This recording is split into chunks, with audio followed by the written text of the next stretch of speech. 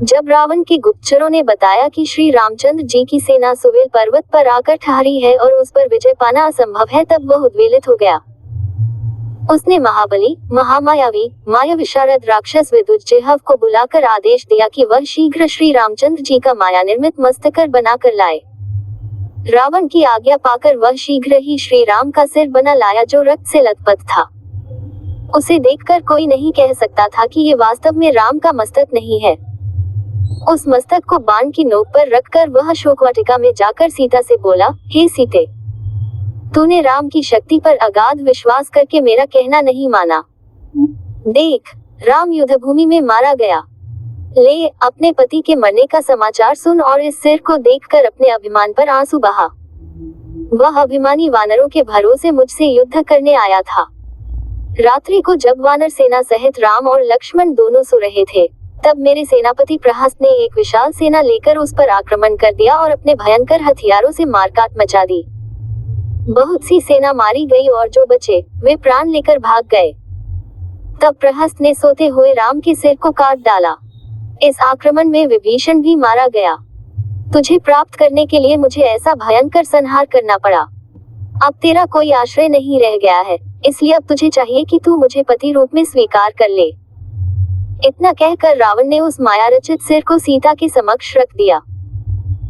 जब सीता ने उन दोनों मस्तकों को देखा जो सब प्रकार से आकृति, मुद्रा आदि में राम से मिलता था, तो वह बिलक बिलक कर रो पड़ी और नाना प्रकार से विलाप करती हुई कैकेयी को कोसने लगी। हाँ, आज कैकेयी की मनोकामना पूरी हो गई। हाँ नागिन, आज तुम्हारी इच्छा पूरी हुई। अब तुम्हारा भरत निष्कंटक होकर राज करेगा। तुमने अपने स्वार्थ के पीछे रघुकुल का नाश कर दिया। इस प्रकार विलाप करती हुई वे मूर्छित होकर पृथ्वी पर गिर पड़ी। जब चेतना लौटी तो वे फिर विलाप करने लगी। हाँ नाथ, ये सब क्या हो गया? आज मैं विधवा हो गई। आप मुझे यहाँ किसके भरोसे पर छोड़ गए? मुझसे ऐसा क्या अपराध हो गया है कि मैं रो रो कर मर रही हूँ और आप चुपचाप देख रहे हैं? मुझसे सांत्वना का एक शब्द भी नहीं कह रहे। ऐसे निर्मोही तो आप कभी नहीं थे। वन चलते समय आपने वचन दिया था कि तेरा साथ कभी नहीं छोड़ूंगा, परंतु आज आप मुझे अकेला छोड़कर चल दिए। आपकी प्रतीक्षा में आंखें बिछाए कौशल्या जब ये समाचार सुनेंगी तो उनकी क्या दशा होगी? कौन उनके आंसू पोंछेगा? हाँ, आज मैं ही आप दोनों की मृत्यु का कारण बन गई। हे नीच रावण, तूने दोनों भाइयों की हत्या तो करा ही दी, अब मेरा शीश भी काटकर अपनी कृपाण की प्यास बुझा ले। मेरे पति स्वर्ग में मेरी प्रतीक्षा कर रहे हैं। अब मैं इस संसार में एक क्षण भी रहना नहीं चाहती। उठा तलवार, कर अपना काम। जब सीता इस प्रकार विलाप कर रही थी, तभी एक राक्षस ने आकर रावण को सूचना दी कि मंत्री प्रहस्त अत्यंत आवश्यक कार्य से इसी समय आपके दर्शन करना चाहते हैं। ये सुनते ही रावण तत्काल उस सिर को लेकर वहां से चला गया।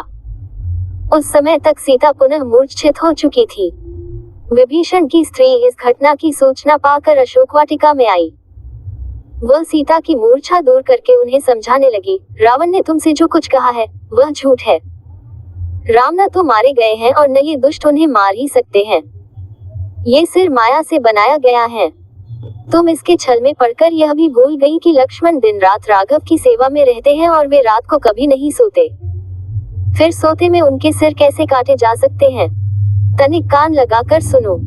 रण की तैयारी करती हुई राक्षस सेना की गर्जना की ध्वनि स्पष्ट सुनाई दे रही है। यदि राम लक्ष्मण वानरों सहित मारे जाते तो फिर ये तैयारी किस लिए होती? ये तर्कयुक्त वचन सुनकर सीता इस बात पर विचार करने लगी।